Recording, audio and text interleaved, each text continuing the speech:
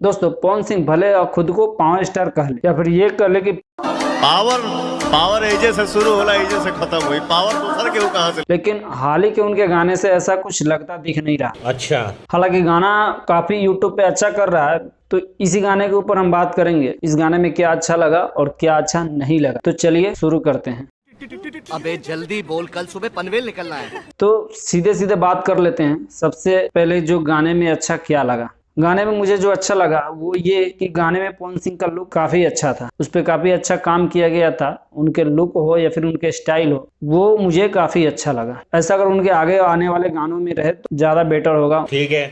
दूसरी बात ये मुझे अच्छी लगी कि इस गाने की शूटिंग में जो कैमरा एंगल था ना, वो अच्छा लगा, क्योंकि हर एंगल से शूट किया गया था। मतलब जहां जिस एंगल की जरूरत थी वहां पे उस एंगल से शूट किया गया। मतलब ये कि पहले वालों गानों की तरह नहीं, एक या दो एंगल से शूट कर लिया, बाकी एडिटिंग में मिला के और वीडियो अपलोड कर दिया। भोजपुरी के एल्बम को अगर अच्छा करना है तो फिर इन सब चीजों पे ध्यान देना होगा। ठीक है, समझ गया। कुछ लोग बात कर रहे हैं वीडियो क्वालिटी पे, वीडियो क्वालिटी 2K में है, 4K में क्यों नहीं हुआ। तो इस चीज से ज्यादा फर्क नहीं पड़ता, क्योंकि आफ्टर ऑल मोबाइल में ही तो देखना है। अब बात कर लेते हैं उस पहलू की जो मुझे अच्छा नहीं लगा। सबसे पहले गाने का लिरिक्स मुझे ऐसा लगा कि जैसे काफी समय से ये गाना मैं सुनता आ रहा हूँ, ऐसा कुछ नहीं था कि नया। तो मुझे पवन सिंह से या फिर निकी निहाल जो गाना लिखे हैं उनसे गुजारिश है, यार पवन सिंह का पावर बरकरार रखना है तो कुछ ऐसा मत करो मेरी जान, लाइफ में कुछ अच्छा करो यार। बात कर लेते हैं म्यूजिक की।